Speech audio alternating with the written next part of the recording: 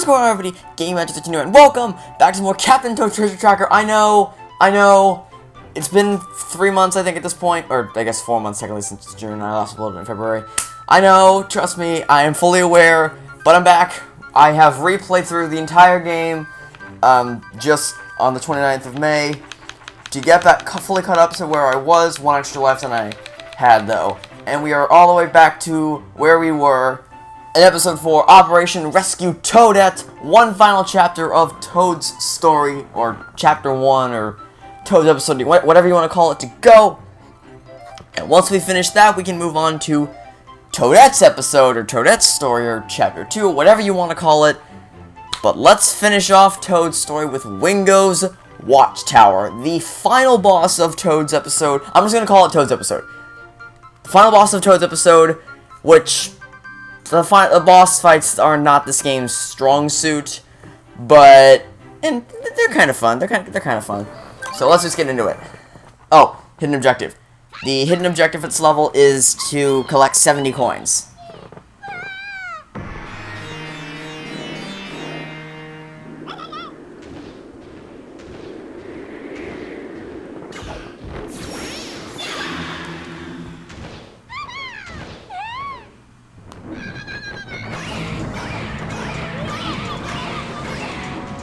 Little hint of the gameplay mechanic for this level here. Also, could the name be any more on the nose? Wingo?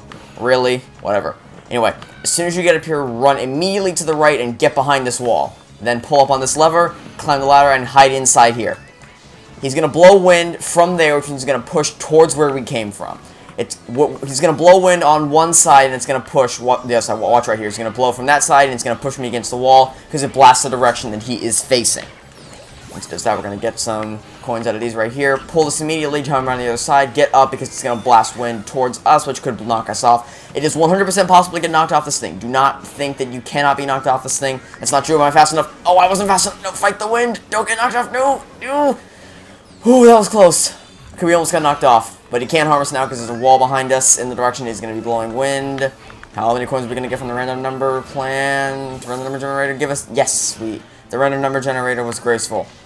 Alright, pull up here, but before we go up, let's grab these 2 turnips right here. Get as many, I do think I just messed it up. Oh, no, get on the ladder, Okay, we're safe. We are safe. Also, he can control blocks, too. He can knock blocks one way or the other, so we gotta wait for him to come around one more time, and then he's gonna blow us away. I've had more perfect timing with this before, where just as I got to this section, he blew us backwards, but, it's whatever. It's whatever. Did it? Oh dear. Nope. Well, now I have to go all the way around again. That's not what I wanted to happen. Alright, this is more like it. So now hop back down here and grab the jewel before you do anything. Oh no, no! Don't get knocked off, don't get knocked off. Oh, that was too close. That was too close. I timed that really horribly. Usually, you're supposed to time it in such a way so where you're behind a wall when he gets there. So grab the jewel and run back immediately. Unfortunately, I was not fast enough. So pull this since he's in a position where the wind can't harm me. Stay behind this wall until he moves to a better position. Move. Grab these 2 turnips, throw them there. And then stick to the walls. Like that. And then he's going to come around the other side. So we're going to have to wait here for a bit. Because we have to wait here until he comes back around to face the direction he is currently, his back is turned to, and that will blow this wall backwards, or it'll blow it back, and then we can hop on the ladder and wait for him to come around again. So I'll just speed up the footage and show you what that looks like.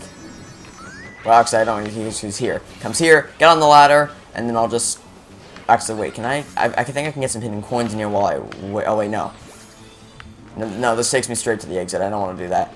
I want to get those hidden coins that are in here. That's what I want to do.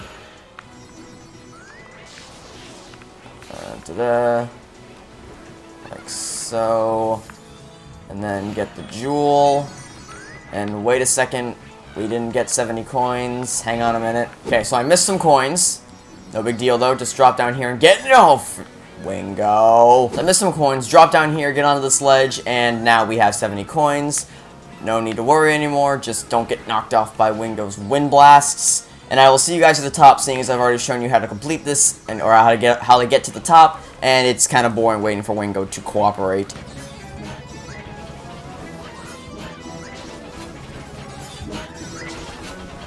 Alright, so now that he's cooperated, we can slip him through this hole and get to the top. He's not going to blast us anymore. We just got to get in this pipe or cannon thing and blast us up to the actual boss fight. This is just more of the puzzle-esque side of the boss fight. Now it's time for the boss fight.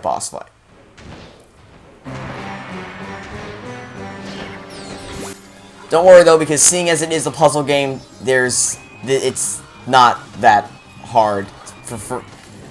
Portal, I know I like how I'm saying it's a puzzle game, it's not going to have good boss fights, or at least it's what I'm implying. But, so what you have to do is you have to pull up these turnips like you've always been doing, and then throw them at Wingo. It's nothing super complicated. I think you have to do it twice, maybe 3 times. I think it's only twice, though.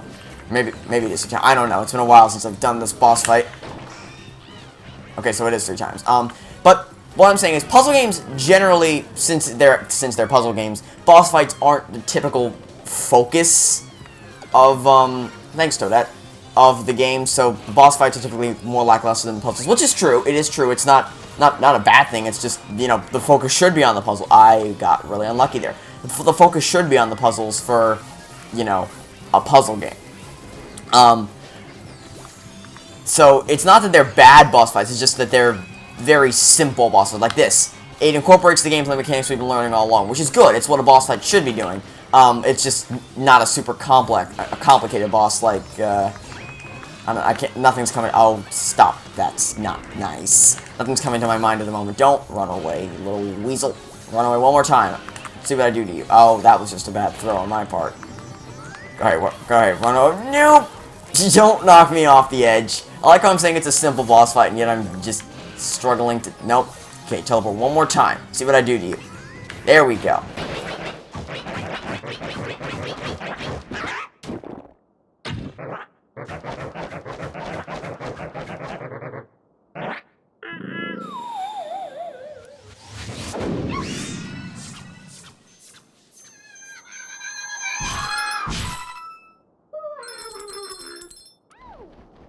So before we get Toadette out of the situation she's got herself into, better clarify what I'm saying.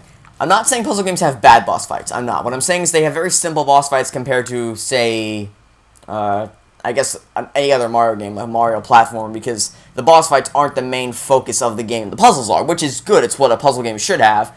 But the bosses in this game, while they're not the best in the world, they're actually not that bad, and they can be fun to play, especially the puzzle parts of it. So, you know, I can't harp on them too much, but that's what I was trying to say before. So let's get Toadette out of the situation that she got herself into. Sure.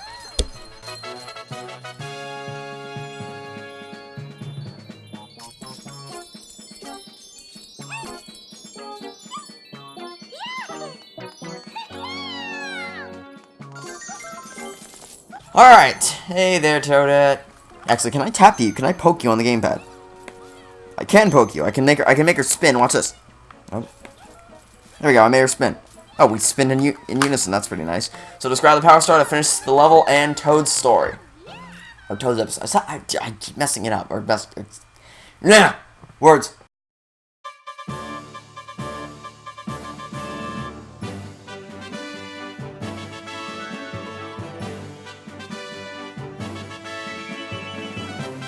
Okay, so that is Toad's episode of Captain Toad Treasure Tracker, 100% completed, all jewels, all hidden objectives.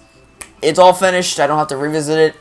So, tomorrow we are going to be beginning Toadette's episode, and while I don't dislike Toadette's episode, it's very much a gender swap version of Toad's episode, with a few minor exceptions. Not the puzzles, don't get me wrong. The levels, the gameplay is pretty much the same with just a few new mechanics sprinkled in there. But there's new puzzles, new levels to explore, new things like that. That's all different. It's not... The levels are not carbon copied. The puzzles are not carbon copies of each other. It's just... They use the same mechanics and they build off each other. So that's fine. But the story is the carbon copies of each other, which isn't wrong, because like I just finished saying, gameplay should be the focus of a puzzle game. And I actually did a podcast about this with Craggy a while back.